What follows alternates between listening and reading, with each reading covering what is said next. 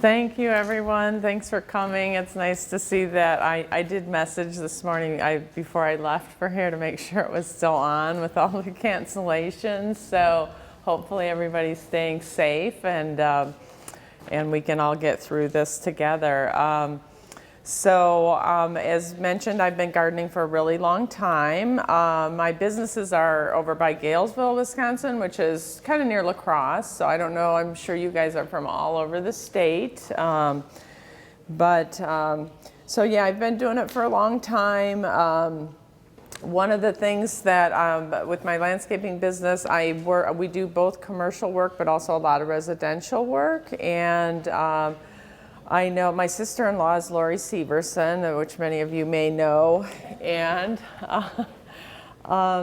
so I'm a little bit familiar with the campground situation through Lori, and I've done camping from years ago, and I think camping, it seems like it's gotten to be something that's just bigger and bigger, and a lot of people are really interested in it. So what we're going to talk about today, and I want to also just welcome questions too, in terms of, if you want to stop me, or we'll leave a lot of time at the end for questions. But one of the things that I thought would be helpful is to talk about entrance gardens, like first impressions, that sort of thing, and things that you can do, to just kind of help direct customers to, like, when they arrive at your facilities. I'm sure a lot of them are, sprawling, and there's a certain amount of acreage involved and stuff like that.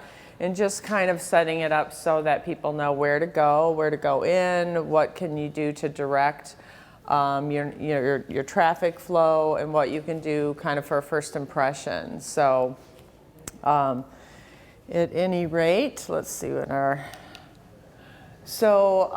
entrance gardens, one thing that can really help is going to be to provide some color. And I always tell people too that color, unfortunately, usually means a little bit more work, but it can be worth it. So one of the other main things is, like, to just, wherever you are having people come in to, we want to try to get some curb appeal, direct customers in, and just show your pride about your facility. So sometimes that can mean a few different things.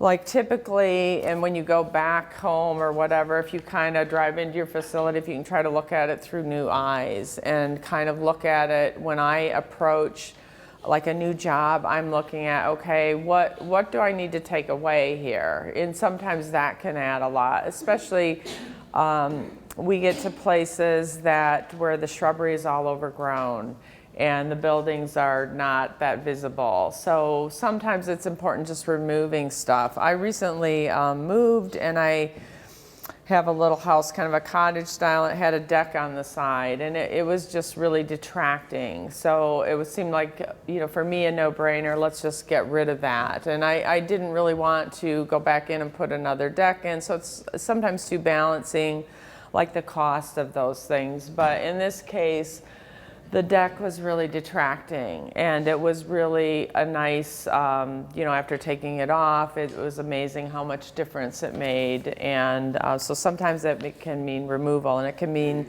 removing shrubbery. There's many times we'll go to houses and there's so much vegetation up around them that once you pull it all away, it just feels so much better, so much open, so much more welcoming. So those are some real basic things. The other thing, I guess, would be if you do actually have shrubs or trees, to do trimming and tidying up. That's the other thing that I always look at. And even as you get into doing gardening, I guess I would caution to try to just take it slowly, especially, I'm sure you guys are all really busy in the summer. You've got lots of issues to address with customers and stuff like that. And to just, kind of keep the area small and tidy and focus more on that rather than having any big, huge plans to do a lot of stuff. So again, color can be a big way to bring people in, and just focusing on, entry, first impressions. Typically color means that there's going to be a little more work involved to it. One way to introduce color by an entrance, even if you don't have like actual planting areas, is doing containers. So, and the larger the container, the better.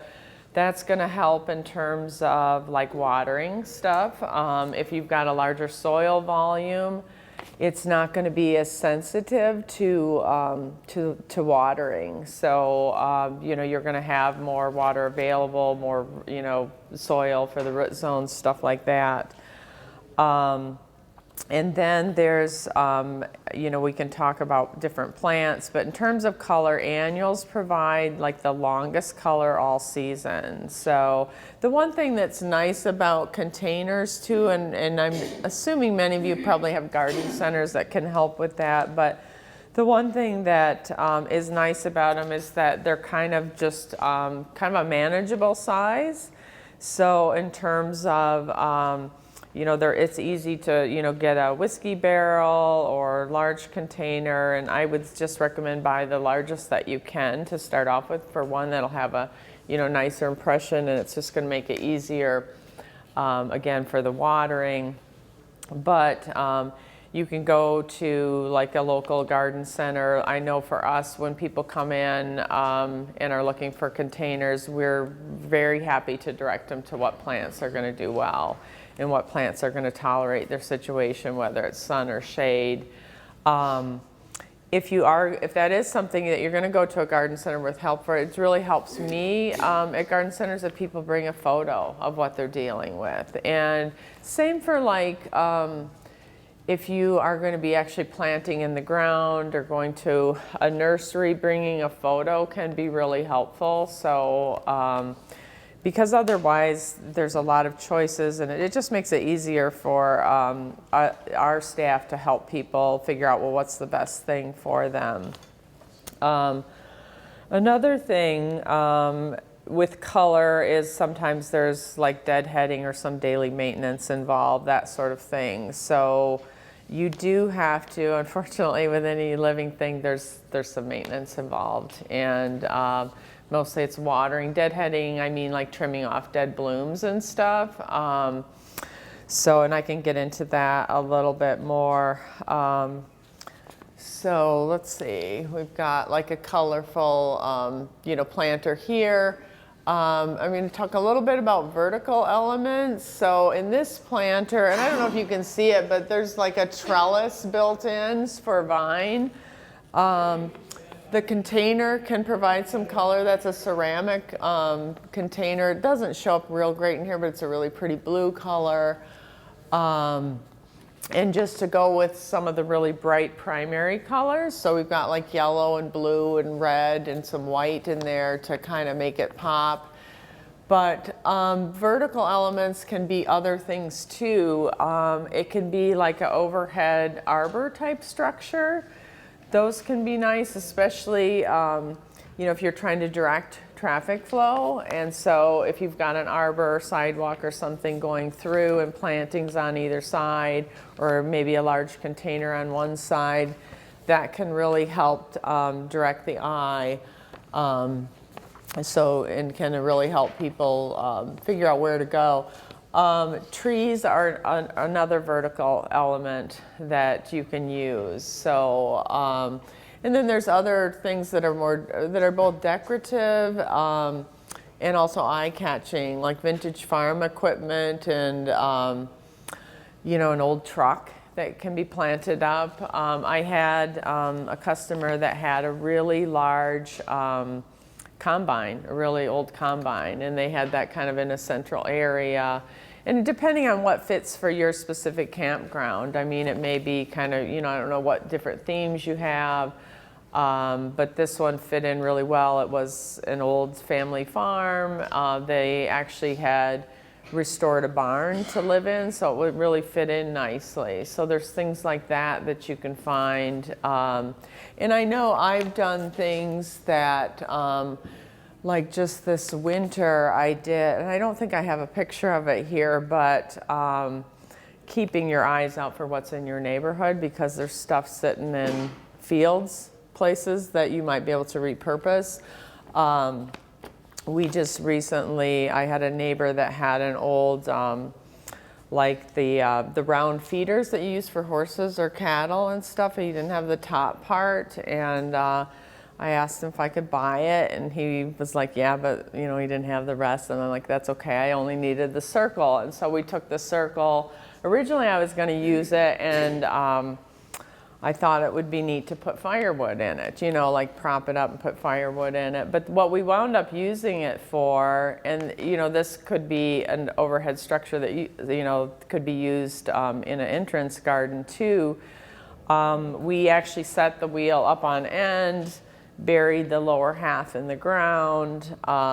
In this case, we set it up with a bench in it so people could do photos and did a background for it. But it could also be set up so that people can walk through it. So it's kind of, just repurposing some of that stuff that can be done. So, and there's also the nice thing about now too, with the internet and all that, there's so many ideas out there, like on Pinterest and stuff like that. So if you kind of have a theme that you want to go with, whether it's farm related or Western related, you can Google that stuff and get all kinds of ideas.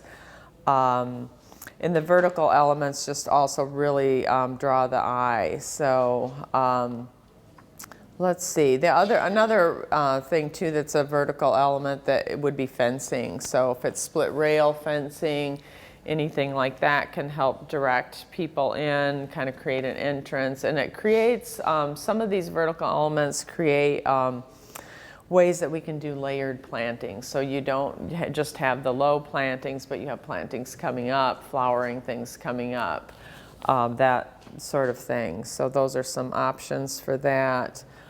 Another thing, let's see, well, this was the color thing. These might be a little bit out of order, but this is a planting that is for shade areas, which those can tend to be a little bit more difficult to deal with, but you can still get a lot of color and shade if you're, again, going to a nursery that can help you find the right plants. So that's an option there. Some more color. This one is full sun. And okay, so elevation changes. So that's something that can add a whole lot. If you have just kind of a plain entry and you do have a little bit of soil in front of it to work with, you can, this is near an entrance to our flower shop. So what we did is we brought in some larger boulders. These are a limestone outcropping boulder. And we were able to put those in and add soil behind it. Go ahead. Well, you got your big boulders there, because we have some of that at our entry, just like last time here, because you built it behind that so the dirt doesn't escape between the rocks over time. Yeah. Some kind of just fabric You can, and I don't always do fabric. It depends on how tight your construction is. So sometimes we'll like overlap rocks. Like I always think of working with boulders as like it's a really heavy jigsaw puzzle basically. So you can kind of interlock them so you don't have that, or you can use weed barrier behind it too. So that's a way to do it. The other thing is that sometimes you may not have a building that you can put soil up against if you don't have a foundation, but you can do that farther out from your actual entry and then slope it down behind that, so that you still have elevated, you've still created some interest, you brought in some interest with the boulders. Typically if I do something like that, then in front of the boulders I make sure that the plant materials stays kind of low so that you can actually see the boulders, and they can just add a real nice element to that. But yeah, you can definitely add the weed barrier behind it. That's probably about the easiest thing. So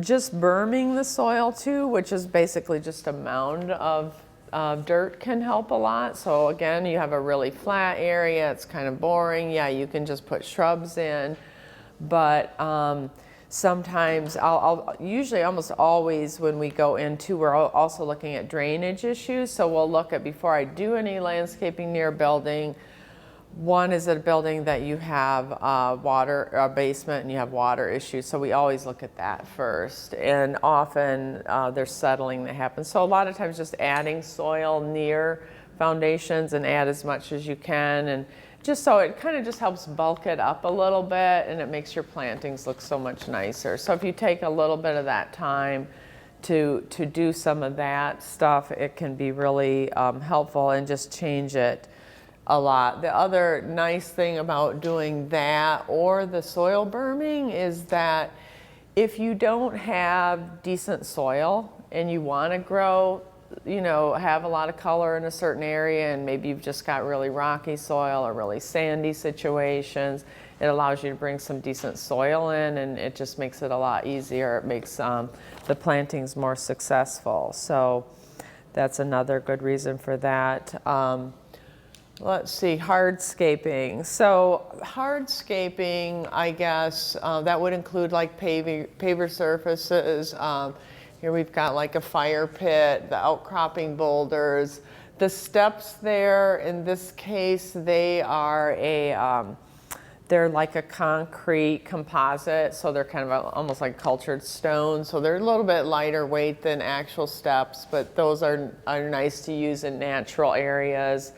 And the boulders, and then we're also going in with, here we're kind of integrating different materials. So we've got pavers, and I'm using these boulders here to retain, but I'm also blending this in with an actual retaining wall / planter. So they've got a fire pit here, another fire pit in the backyard. I think this is parents and kids out there. And then just integrating the plants with that to help soften those areas. So in terms of hardscape, that's going to be, those kinds of changes are typically way more expensive. Some of the stuff you can definitely do it yourself, depending on how handy you are. I think the problem probably in your industry is that the times that, well, you guys might have some downtime, maybe in the fall or something for projects like that. I'm guessing you don't have much time in the spring to take care of stuff like that, maybe smaller projects. But of all the projects for do-it-yourself, I always think of the paving as one of the hardest, just because it requires like compactors and the diamond saws and all that. I mean, it's doable if you're really handy, but those can be, might be something you'd want to hire out. But definitely they tend to be, little more expensive, but they also can add a whole lot. So another way too to draw attention to an entrance is to actually even create a little seating area. So, and it doesn't have to be, this is a little bit larger patio. I only have part of it in the photo, but you can also, outside a front entrance, just even create like carve out a little seating area, so kind of thinking outside of the box. It doesn't just have to be a few shrubs along the building. You can create like a little space out there. So let's see, pillars would be another way. I don't know if I have photo. Oh, here's another one with some hardscape areas. Excuse me.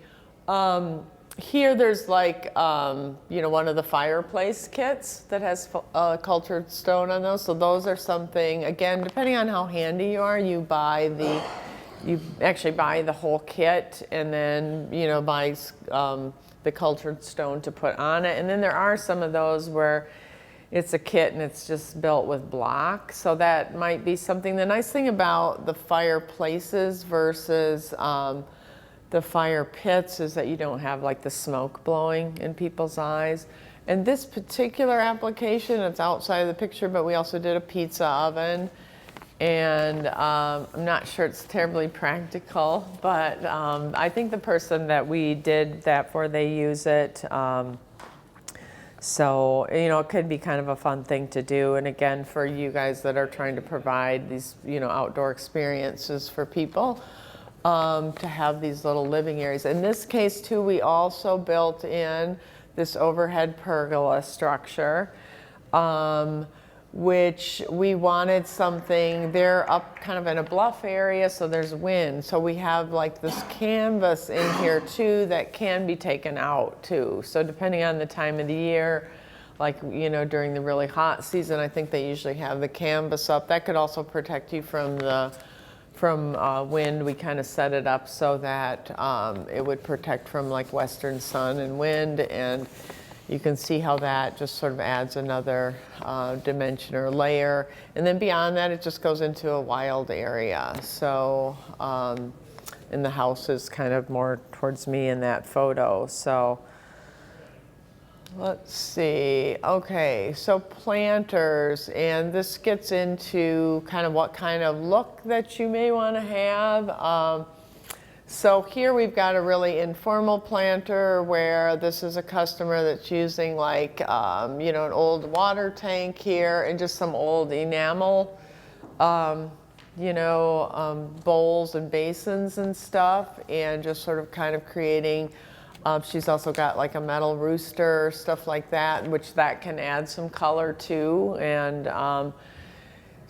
just kind of creating like a, you know, kind of just a farm setting, something informal and casual. And she's just really able to have fun with the planters and have a lot of color. This picture here in the lower section, it's a little bit more formal planter. Again, speaks to, you know, try to go big if you can. And the water trough thing is a situation too where you can get like a lot of soil volume and stuff. The one thing about that is you may not want to do, you may not want to fill the whole thing with it, depending on, you know, if you need to move it at some point. So it could be a problem. Same with like even like ceramic planters, because those you don't want to leave filled for the winter. They'll, you know, with the expansion, they'll crack. So a lot of times we'll do like liners with these things. So in with the water trough thing, I would maybe do like 2 big the black nursery containers, and sink those in there. You can do something like that. That way you can like pull it out if you need to, if you ever need to change the soil. Ceramic containers, I'll usually do that, where I try to find one that's a liner. And so a good place to find those if you don't have them is just to go to a nursery. A lot of times they may have extras, or, you know, for a few bucks sell you one that, or landscaping places would have them too. They wind up getting a lot of those from, you know, from jobs and stuff. And there's not really a good program for recycling some of that stuff. So anytime you can reuse that, I know we often have a lot of that laying around. So when you do planters too, I would caution, don't just use regular dirt. I would we normally grow in a soilless planting mix, and the problem with using, if you fill with regular dirt, for one, I mean, it's so variable depending on where you live. For the area that I'm from, we do have good black dirt, but it tends to compact down from the frequent watering so much that it doesn't allow air spaces. So a lot of the soilless mediums are better. And if you're filling large containers, that can get kind of expensive. So like something like this taller planter, I'm going to have the bottom portion, like I might put brick or something in the bottom and then set my container in so that I'm only filling that container. Same with the water trough. You know, you could put brick, or sometimes people fill bags with like cans or something like that, or styrofoam, or, you know, so that you have a base so you don't have to fill the whole container. Just makes it a little more economical. You could also, if you really have a large soil volume, you can mix some regular dirt in, but you just don't, you know, maybe a third, but I wouldn't do any more than that. Otherwise, I think you're going to have trouble with the plants just not thriving. So, and again, like, yeah, the bigger you can go with your planter, especially near your entrance, the more impact they're going to have. Again, this one too shows you can add sculptural things to there. So you can, here they've got just a, you know, a spherical thing in there, metal. You can, whiskey barrels work out really well for for plantings because they've got, again, that larger soil volume. They'll last for many, many years, which is also kind of nice. So, and the other thing, when you have larger planting areas or space or larger volume, it allows you to do more vertical things in it too. So you can get more height out of it, just more impact out of it. And a lot of times we try to do mixtures and planters where we're using like ornamental grasses that'll give you a good vertical along with flowers. So it gives you texture and vertical. Another thing we're using a lot in planters too, now there's like coleus plants that are for sun or shade, so those make a nice option.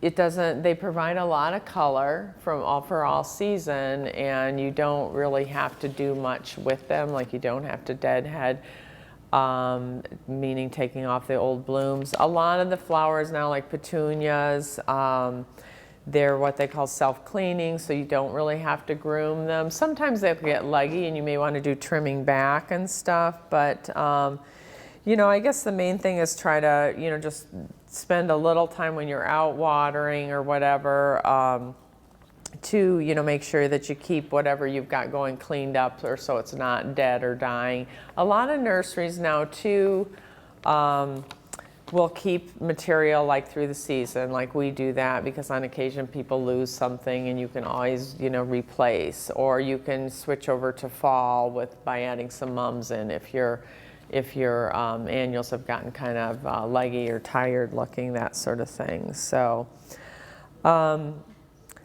let's see our next slide. So this one, like I said, I think we got a few things out of order, but here is another elevation change thing that we're doing. This is actually around a little pond, but again, it shows use of boulders and just varied plantings.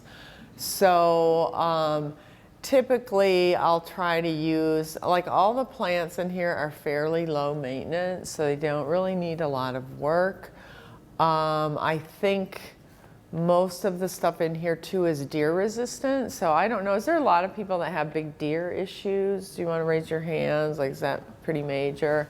Yeah, it is in our area too. And this is actually at our nursery, and we do have, at least in the winter, there's like woods right behind that. And so this is like in the town, or it's actually city of Galesville, and you can kind of see like that's the road right over there. And so we do have, like in the winter, like deer walking down the street. So we definitely have that issue. But so I have learned over the years, there's a lot of plants that you can still use that they don't go after.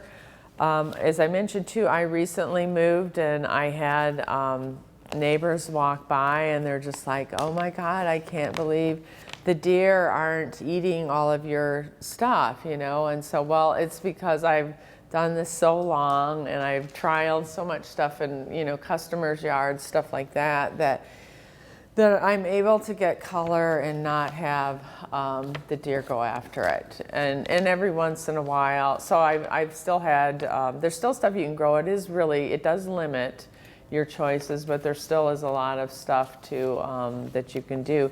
And I think we've got a thing in somewhere in the slide presentation where we'll give you like a site you can go to look that up. One thing that I have found is that for some reason we have the deer, like we're near the border, Minnesota border, and so I do work in both Minnesota and Wisconsin. For some reason the deer seem even worse in Minnesota. I don't know why, but and I have some customers that we spray for deer, we'll use liquid fence. That is one way to go. You notice the deer acquire taste for certain things where in one area they'll eat a particular plant and in another area yeah. down the road they don't. It's like once they learn to eat something the doe teaches their fawns. Yeah. You notice that in certain areas they'll eat the heck out of something, and 10 miles down the road the same plant. Exactly. They don't eat. Yeah, so just because they don't know, they might later. There's a lot of that, and then the other thing that we find is that when they have their babies, that the babies seem to try things too, and so during that period, that can be almost worse, you know, where they will, like you say, go after something that they wouldn't normally go after. But yeah, they can do a lot of damage, and it can be really discouraging. And especially too, if you get into like planting trees, like with buck grubs, they can ruin stuff like that. So you may have to take extra precautions for, like, I mean, almost any tree they can ruin by, we planted, I think they were some willows last year for a customer that has heavy deer issues, and they weren't eating them, but they just totally girdled them by rubbing on them. We've got a little piece of plastic snow fence and protecting part of the park, we don't touch it all, the other part.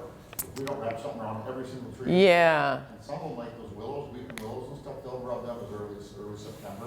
Yeah, yeah, and exactly, that's what we had, and it was. Then you get a windstorm and it'll snap off. Yeah, so we had that happen too, where we had planted, and we actually do protect trees in this situation for this customer, but it happened so early that all of a sudden, yeah, they're gone. So that is a, you know, it's a big issue, and it's something like, even I know for myself in planting, I planted, they tend to go after, there used to be evergreens you could plant that they would leave alone, and I actually don't know of an evergreen they leave alone, to be honest. So what I am doing, because I just planted some stuff, so it kind of creates a problem because you can't just go out and plant a tree. You have to do those extra steps. So you got to get your stakes and your wire and all of that stuff, which, you know, if you do have deer troubles. So, or there is the liquid fence and stuff, or some of those products. There's a number of those different products. And we tend to laugh about them because they're like, yeah, you apply this every 30 days. Well, no, not really. Maybe apply it 3 times a week, you know. So what they're saying for application when you mix it correctly is that it has this long-lasting effect, and we really haven't.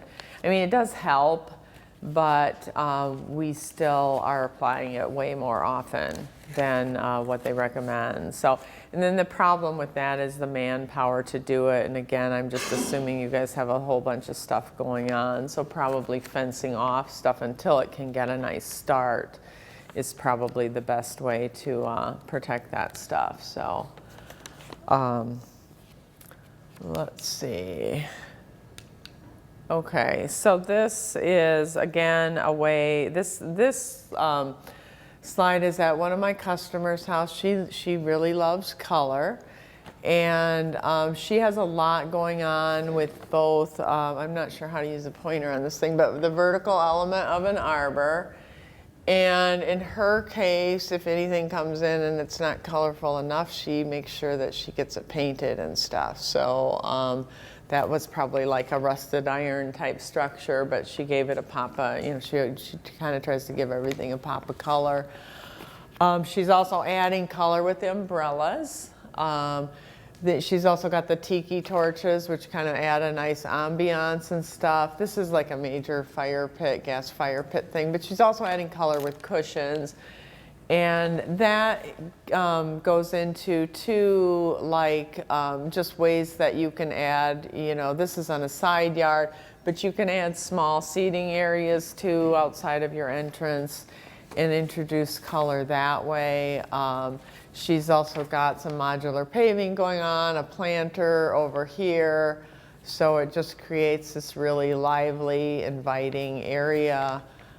She has major deer issues, and you can see the arborvitae, and they're all eaten up to there. So, and yeah, so that's one of the customers too. I think this one we try to plant stuff that the deer don't go after. We do spray hers once in a while for deer, but you know, we actually are able to get quite a bit of color without having to spray all the time. So let's see. Okay, so the things that you would need to know in planting. And again, this is something that it might be really helpful to go to local garden centers. And I'm always promoting going with local, but You know, at least like, you know, I know it's tempting to go to Home Depot or all those places. The problem is a lot of times they don't have people that can really help you with stuff or know the plant material. So like to do a shout out for the local garden center and stuff. But what will really help is if you are going to get help to buy plants or whatever is one I had mentioned earlier, the picture. If you can bring them a picture of the area that you're trying to do a planter for or a picture of what you're trying to plant, that can be really helpful. And also if you know, is it a sunny site? Is it a shady site? Do you have deer problems or wet sites or dry sites? And we do have, and maybe if they didn't put it in here, I can get it for people because there was supposed to be a slide in here of a site you can go to, but I can get that for you if we don't run across it here. But basically it gives you ideas like what you can plant for fall color, or if you have certain times a year where you're looking for more color. Like if you have a big, 4th of July event, there would be things that I would recommend. There's basically plants that'll work in any situation, and the deer situation, this site too will also direct you to plants that can that deer leave alone. However, as we talked about earlier, another thing that I'll do for deer areas, because it does vary a lot, is I will, when I'm driving through an area, I'll just see what kind of plants people have, in that area, to see what what deer are leaving alone or what they're not leaving alone. Sometimes you don't always know if people are spraying, but that's one way of kind of finding out. So this is another customer that has a lot of issues with deer, and we are using, this is a ornamental grass called Haconocloa, and that provides a really bright color and shade. So there's all kinds of, and as I mentioned, like just foliage plants that you can use, like coleus and stuff like that, that provide a lot of color. There's, I know too, like for that previous customer that I said likes a lot of color, we use a lot of, for annuals, we'll use New Guinea impatiens for color because they'll bloom all season. I don't know, there's also the regular impatiens, but deer go after those. So we haven't had very good luck with those in recent years. But New Guinea impatiens, and then there's another impatien that we grow a lot at our nursery. I use a lot for customers. They're called sun patiens. So they're similar to the New Guinea impatiens, but they will take sun or shade, so they're really, really versatile. There's a series of those called Vigorous that gets taller, and so they're just a real sturdy, strong grower, and they're really versatile. Same with coleus. We found those to be very, very versatile because you can get red coleus, orange, bright orange coleus, pink ones, the chartreuse green colors, and a lot of colors that really help flower colors pop. And deer tend to leave those alone. So, and here too, you can see where he's using, like large boulders mixed in with plantings and that sort of thing to kind of add visual interest.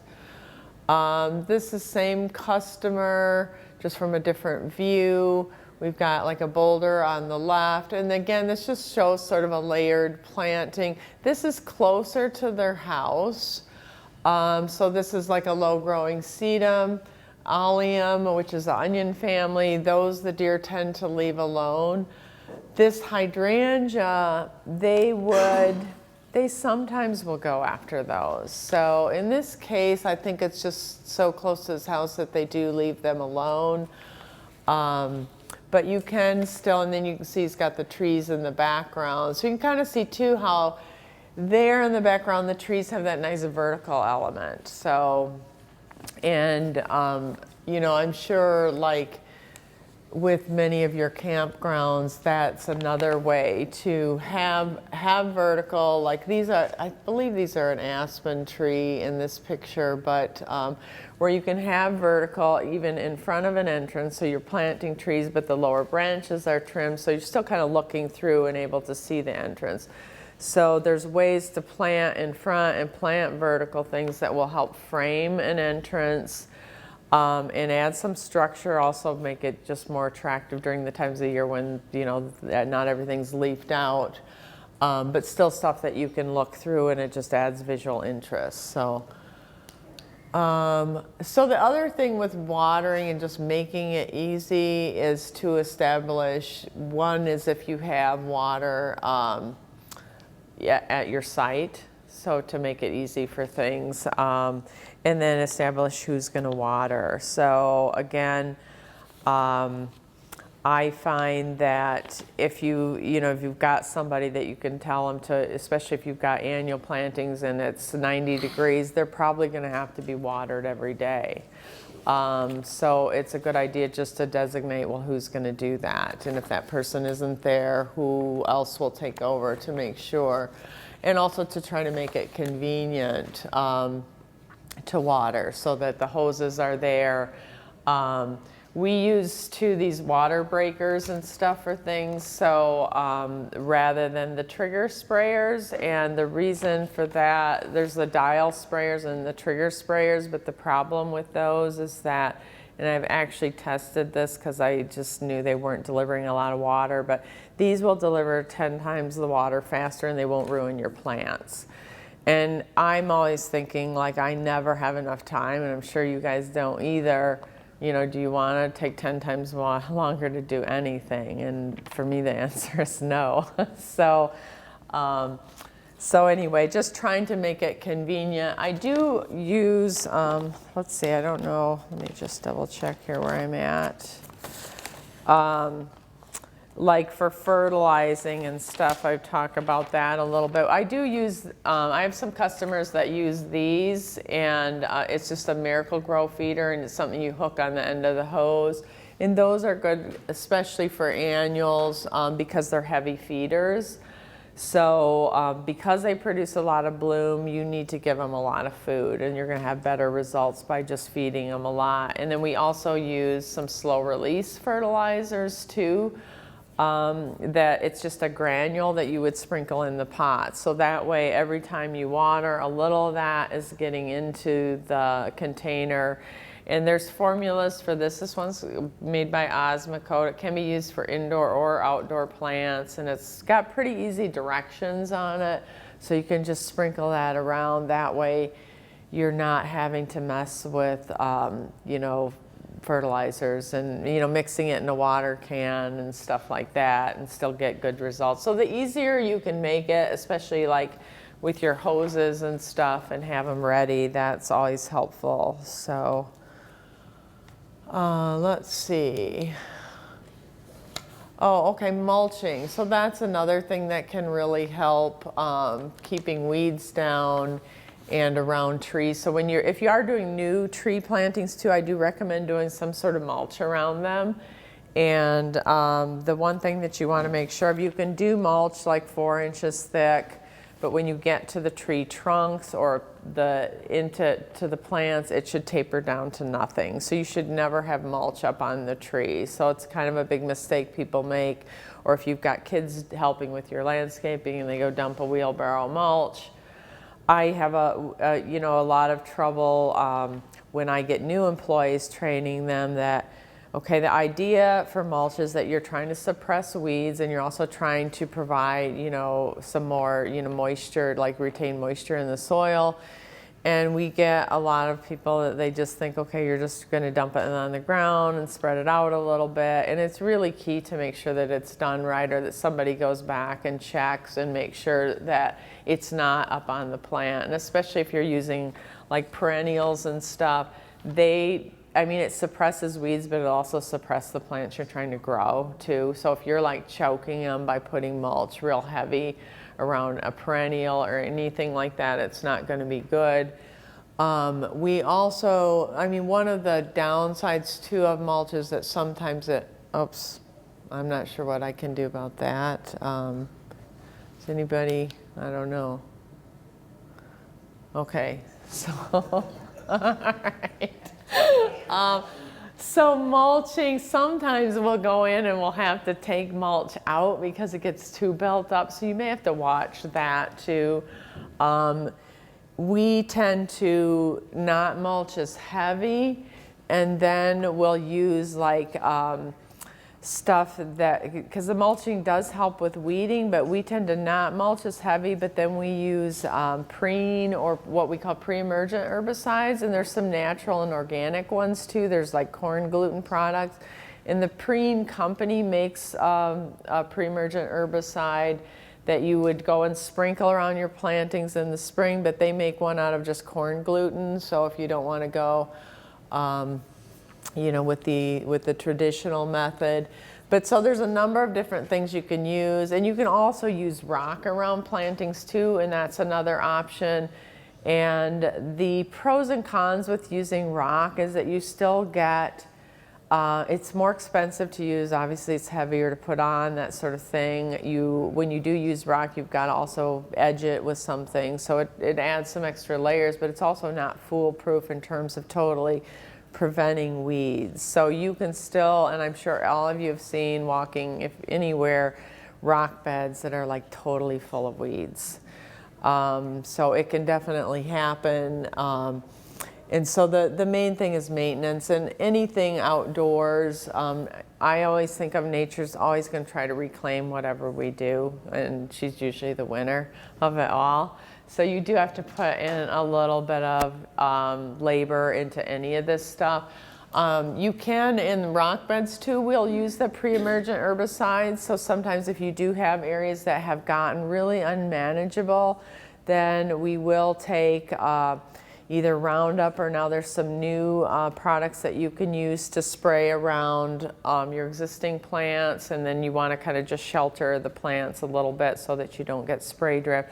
But if you clean it up that way, and then you can actually just sprinkle the preen or the corn gluten right in your rock beds to help control the weeds and that sort of thing. So that's another. Can I ask something about mulch? Yeah. Like when you say it shouldn't go on the plant, like if you're doing a tree or shrub, how far should you mulch away from the root? So you can it's just you don't want it on the stems. So you can bring it right up to it, but I always think of, okay, if it's 3 inches thick here, and then your plant is here, it's got to taper down to like 0 there. So what I do too, even though I have, sometimes we get young people in that, a lot of them haven't really done much gardening anymore, and they don't, and even if I explain that, I still have to go out to the site, or, and I'm always like helping the plants, like trying to get the stuff away from them. So if you do get people to help,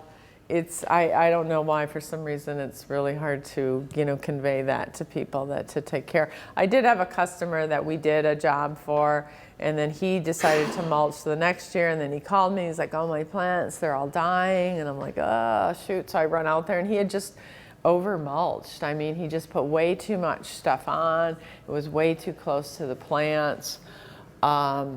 And so it's, important. It is really important to be careful about that. I mean, it can be a nice way to control weeds, but it's going to control other plant growth as well.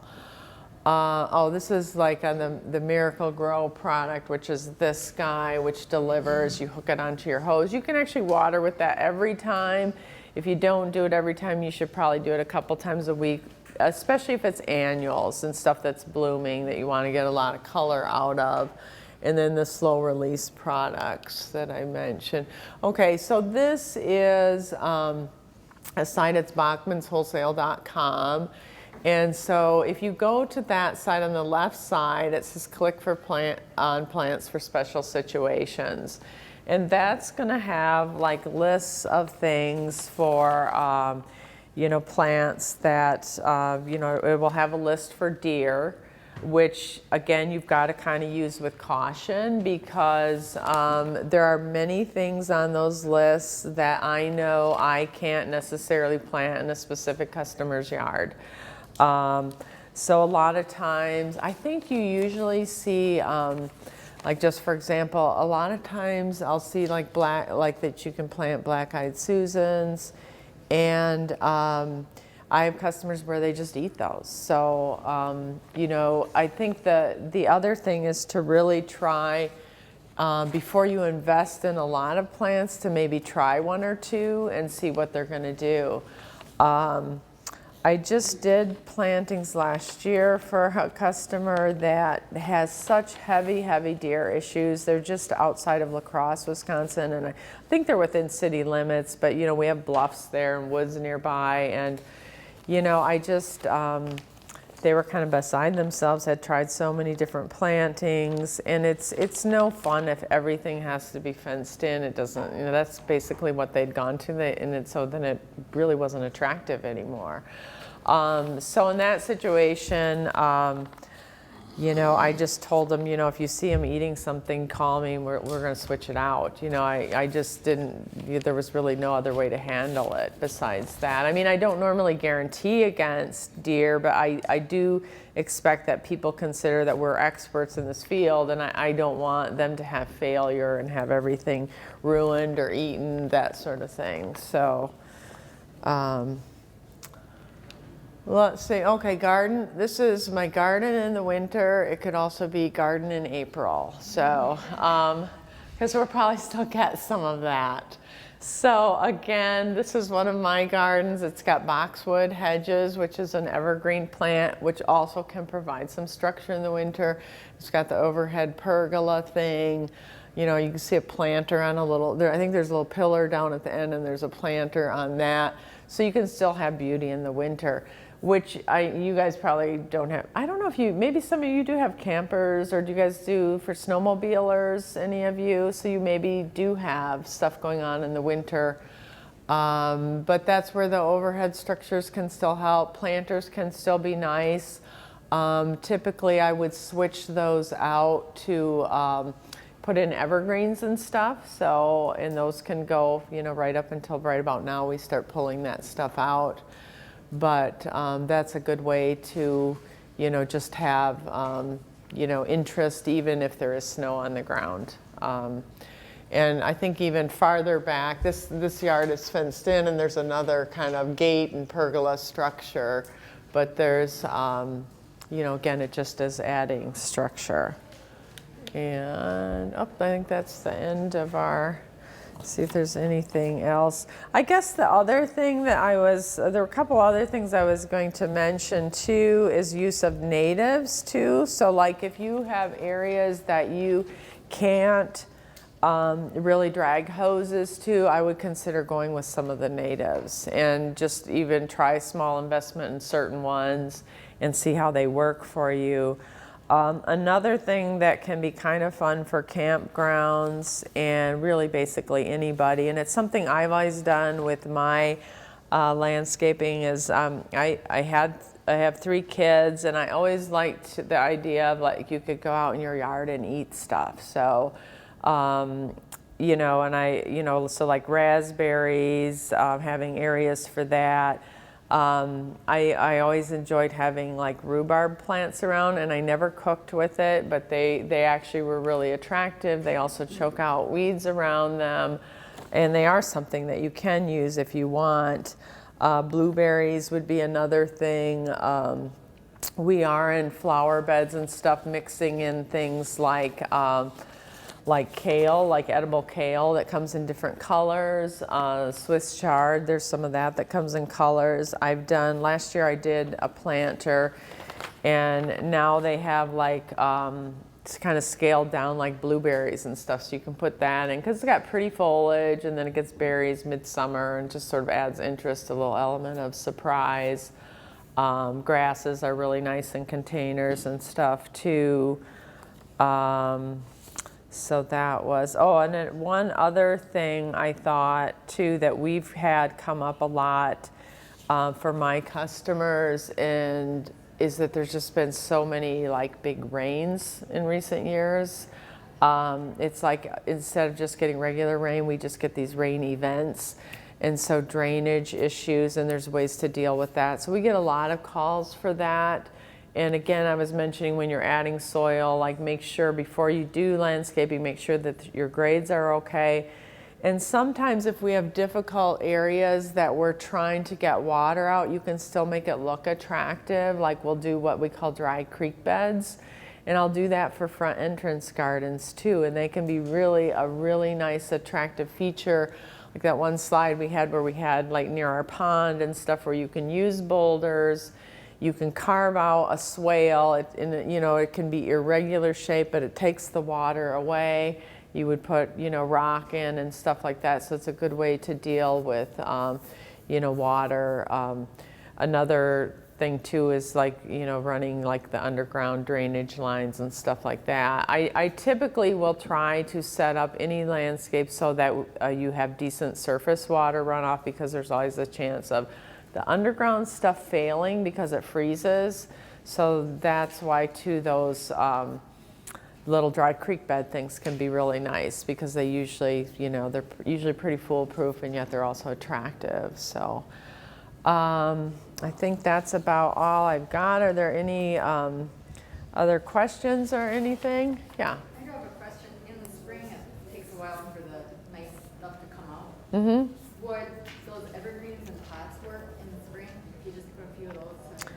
Yeah. Like, I know, like, I was just in Minneapolis earlier this week, and so they do a lot of big planters with evergreens, and they leave them in along, like at our nursery, we just took ours out, but that's because we're gearing up for spring and we just have a lot to do, so we take them out a little early. At my house, I still have them in. So that can be, and you guys might have, there's things that you could too, like red twig dogwood is, the branches and stuff. And I assume most of you people have acreage. You could probably plant, a few of these things so that you would have that, or you might have evergreens, on your properties and stuff where you can clip. We have a lot of sand. So Oh. I don't know anything about gardening. I'm a wannabe. Yeah. But, so I don't really know for sure if that would work there or not. Yeah. I mean, sand that's where mulching may help you too, and then also just trying to select plants that are more drought tolerant and stuff. But yeah, definitely you can use evergreens in some of the planters. And if you use something like green re-emergent, what time of the year would you use that? so we'll usually start putting that down sometime in April. And sometimes we also do it when we do new planting. So if we do a new area, I'll put preen down. And sometimes you can have this happen, and not to be discouraged, but it's a timing thing. So you put it down, and then as it gets watered in, it starts getting incorporated into the soil. So sometimes you can put it down and there's like a little lag. So if there's seeds that are there and they're all ready to germinate, they may come up before your preen is really working. It doesn't mean your preen's not working. It just means your preen did not catch that crop that's coming up. So, but early is better. And then they do recommend, I think they recommend putting it down every 6 weeks. We don't normally do that. Sometimes a couple times a year. Of course, they're going to recommend that you put it down more just because it probably helps with sales. But, or if you have an area that's really problematic, then maybe do it more often. Or if you're in areas where you've got prairie and a lot of blowing and stuff where seeds can blow in, then maybe to be more diligent about it. So, yeah. Do you have a recommended place where to get things that you want to do in bulk? Like say you want to do a whole bunch of some kind of a perennial, like 50 or 100 of them, or Oh, trees, okay. or- Well, a lot of nurseries will order stuff for you, and there's, I guess I would just look online. Like fall is actually a really great time to plant shrubbery and trees because the watering demands are so, and even perennials. Like we do for my business, we will plant right up until the ground freezes. And I also have done like, if I can't get to a planting because I wind up having such a busy schedule, I've planted like flowering bulbs in January I knew where I was going to plant them, so I just put straw down. And then I waited for like, one of those nice January days that happens and, planted. And so even if you can't, get to some of that stuff like for the bulbs, but I would say depending on where you live, you know, that you could either go to your local nursery and ask if they can order in, like bare root stock is a way to go. I don't know if people are familiar with that, but that can be a good way to get trees in a little bit cheaper. So you're buying the tree, it's not in a pot. You have to plant it either in the spring or in the fall. And so it's a little more economical. You can get more of them for a cheaper price. Put them in the ground. The disadvantage with bare root is they don't look quite as nice going in. The first spring, they don't leaf out fully, like they only have about 1/2 of the leaf expansion. But the nice thing about that is if they're out somewhere where you can't water them, they don't need as much water because they're kind of adjusting their leaf expansion to what their root situation is. So yeah, that can be a good way to go, you know, for those outer areas or areas where you can't, you know, get the water to them as regularly. So, but yeah, I would just probably Google nurseries or go to your local nursery. So, question? What about fast-growing tree shape? Fast growing. So that the tree thing, I would just say go with a lot of variety. So usually like really fast growing means that it's going to have weak limbs. So those two kind of go hand in hand. So fast growing are like some of the willows or some of the maples. There's the autumn blaze maple, which was really popular, but a lot of times people have trouble with branch breaking on that. That was a cross between silver maples, which those are very fast growing, but I don't put those near buildings because they get really huge and you can have huge limbs come off on those. But they were a nice tree that people used in, you know, farms and stuff where you had big spaces, and so, but not near buildings. There's another maple that was developed after Autumn Blaze called Sienna Glen that has a better, stronger branching habit than I would. Sienna Glen. And Autumn Blaze can be good, and I did plant some Autumn Blaze for myself early on, but I also really paid attention to pruning them as young, and I've never had any trouble with branch breaking on them, and they are out in a lot of wind too, so I don't know if it was because of, you know, that pruning really helped by, you know, taking out any of those weak crotches and stuff, but Which one was that? that was Autumn Blaze. But the other thing is that if you're planting trees is to try to plant a variety because of the fact that, you know, if there is a disease that goes through, like, you know, we had Dutch elm and then everybody planted ash and then now we have ash borer. And so there are still some nice, like I really like swamp white oak, which is a little bit faster growing oak, and that it tolerates both wet and dry situations. Some of you guys might be in areas where you have the oak wilt disease, so I don't know. Again, that, you know, you may have to tailor your tree selections to that. But yeah, some of the maples that are crossed with the silver maples, those are really fast growing. Willows. The other trees that I like, and depending on, is I love birch trees. Well, I grew up in Illinois, and birch, the white paper birch are circumpolar, and so we couldn't, my grandmother was planting birch trees and she'd have to redo it because they would die down there, and I think they might have one now that grows down there. But you know, that's something that I always think of, you know, think of with the North Woods and the outdoors up here, and like means that they only grow around the poles. So and then they don't go, their range isn't south, you know what I mean? So they're all around the world, around the, like the North Pole. Okay. And then when you start getting south, then they don't, like you can't grow them in the south, you know, and we couldn't even grow them in parts of Illinois. They may have some varieties now that might kind of live down that way, but they're just, it's just their range is up here more. So, but depending on. I'm sorry, I missed that watch time. Okay, all right. So any? Okay, all right, no worries.